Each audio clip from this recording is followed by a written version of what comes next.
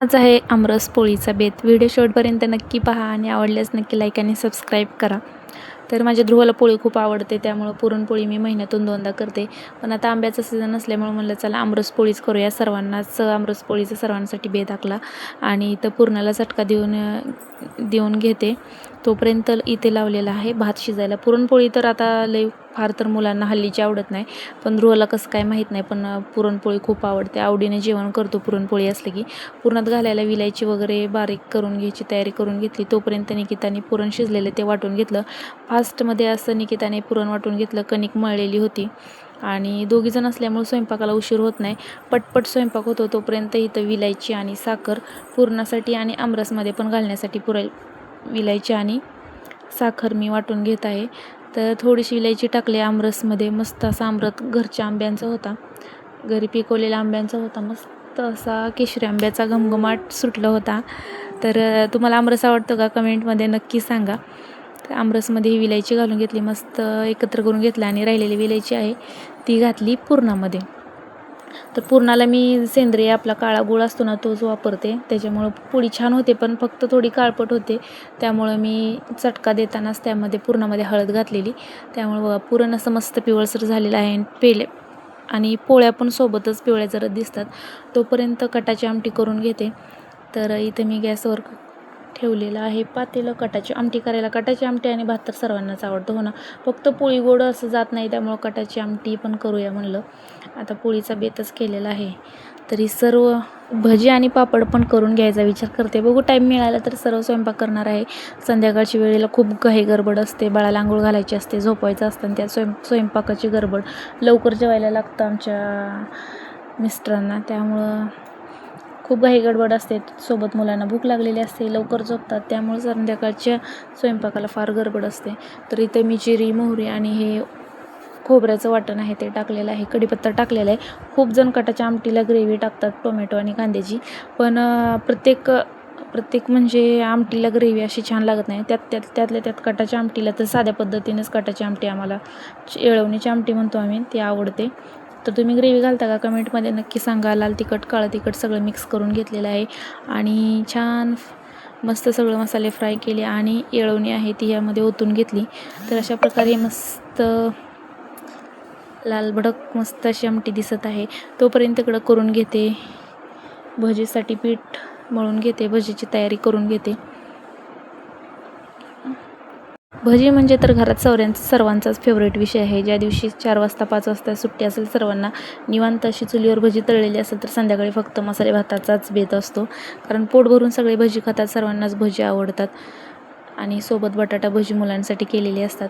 Next time नक्की share करेन भजीची रेसिपीसुद्धा. आणि इथं करून घेत आहे मी भज्याची तयारी. सोडा टाकलेला आहे, कांदा मिरची सर्व साहित्य टाकून घेतलेलं आहे. तुम्हाला आवडते का पोळी? चला कमेंटमध्ये सांगा. कोण पोळी खातं, कोण खात नाही. आमरस पोळीपेक्षा मला तर बघा पुरी आणि आमरस फार आवडतं, पण आमच्या घरात आवडते, सर्वांनाच आमरस पोळी आवडते, त्यामुळे आमरस पोळीचा बेत केला. आणि ध्रुवला तर फक्त पोळी आवडते, त्यामुळे चला सर्वांनाच होईल म्हटलं. ओवा टाकून घेतला आणि हे पीठ घेतलं मळून. भयंकर असा उन्हाळा आहे, त्यामुळे किचनमध्ये इतकं गरम होतं ना, तर सकाळ संध्याकाळचा स्वयंपाक आम्ही चुलीवरच करतो. फक्त भाजी आणि भात गॅसवर करतो आणि भरपूर चपात्या आणि भाकरी पण असतात, सर्वजण माणसं भरपूर असल्यामुळे घरात, तर स्वयंपाक चुलीवरच असतो उरलेला. तर आज पण पोळ्या आणि भजी चुलीवर करायचा विचार चालू आहे. तर इथं कटाला आमटीला उकळी आली आहे, गॅस बंद करून घेतला आणि बाहेर पेटवली चूल पोळ्या करण्यासाठी आणि भजी आणि तळण वगैरे तळून घ्यावं म्हणलं. मोकळ्या हवेला गरम पण होत नाही, सोबत पटपट स्वयंपाक पण होतो चुलीवर, त्यामुळे इथं चूल पेटवून घेतली आणि चला. आणि जळण सर्व वाळलेलं असल्यामुळे पटकीने चूल पेटली. कढई ठेवलेली आहे आणि मस्त खुसखुशीत अशी भजी तळून घेणार आहे. ओतलं आहे तेल आणि चुलीला सर्वकट म्हणजे सर्व जागी पसरून जाळ असल्यामुळे पटकन कढई तापली, तेल तापलं. तर एक पिठाची गोळी टाकून बघते, बघा तापलेलं आहे, तेल तापत आलेलं आहे. तर आता भजी घेते मी तळून. तोपर्यंत सर्व साहित्य बाहेर आणून ठेवलं होतं, पुरण कणिक पीठ वगैरे, आणि इथं मी तळून घेते आता भजी. मस्त असं जाळ लागलेला आहे. पटपट पटपट चुलीवर स्वयंपाक होतो. सोबत बाहेरच्या हवेला गरम पण होत नाही. छान वाटतं चुलीवर स्वयंपाक करायला. सुरुवातीला सवय नव्हती, पण आता जशी मला चुलीवर स्वयंपाक करायची सवय लागलेली आहे ना, तर चुलीवरच बरं वाटतं गॅसपेक्षा. एकतर बसून व्यवस्थित मोकळ्या हवेला स्वयंपाक होतो, गरम पण होत नाही आणि किचनवर राडा पण होत नाही. ही गोष्ट मेन आहे. किचनवर राडा होत नाही, घाण होत नाही, ही गोष्ट मेन आहे. त्यामुळे मला चुलीवर स्वयंपाक करायला आवडतं. तर इथं भजी घेतली आहेत तळून. बघा मस्त अशी भजी तळायला चालू आहेत. भजी तळून झाल्यावर इथंच पोळ्या करून घेते. मस्त मस्त. चला, आपल्याला चॅनलवर तर मी नवीन असाल तर चॅनलला पटापट सबस्क्राईब करा. तुम्हाला आमच्या इथे डेली व्लॉग्स बघायला मिळतील छान छान. पटपट सबस्क्राईब करून घ्या, लाईक करा आणि छान छान कमेंट करा. कमेंटमध्ये सांगा कसं झालं आहे पुरणपोळीचा स्वयंपाक. आता ही भजी तळत आहेत तोपर्यंत आत्याने घेतली आहे ते कणिक मऊ करायला घेतलेली आहे. पोळ्याला मस्त मऊच कणिक असेल तर पोळ्या छान लुसलुशीत आणि मऊ होतात. घट्ट कणिक असेल तर पुरण फुटतं. दोन्ही एक समान लागतं, कणिक आणि पुरण पण. तर इथं भजी झालेली आहेत तळून. आता टाकून घेते तवा चुलीवर. तवा टाकलेला आहे आणि त्याच तेलात तळून घेतलेला आहे. पापड वगैरे, पापडी, कुरडई तळून घेतली. आत्या लाटून देत होत्या पोळ्या आणि मी भाजत होते. त्यामुळं पटपट स्वयंपाक झाला. आणि भजी बघा, ही अशी मस्त भजी गरम गरम तळून झालेत. सर्वांनी तर गरम गरम खाल्ली. तुम्ही पण या गरम गरम भजी खायला. तर अशा प्रकारे मी इथं पोळ्या भाजत होते आणि पहिला नैवेद्य अग्निदेवतेला अर्पण केला. बघा, जेव्हा सर्वजण पहिले चुलीवर स्वयंपाक करत होते, गॅस वगैरे जास्त नव्हते, तेव्हा सर्व म्हणजे मम्मी, आजी वगैरे सर्व आमच्यात असं चुलीला नैवेद्य देत होते.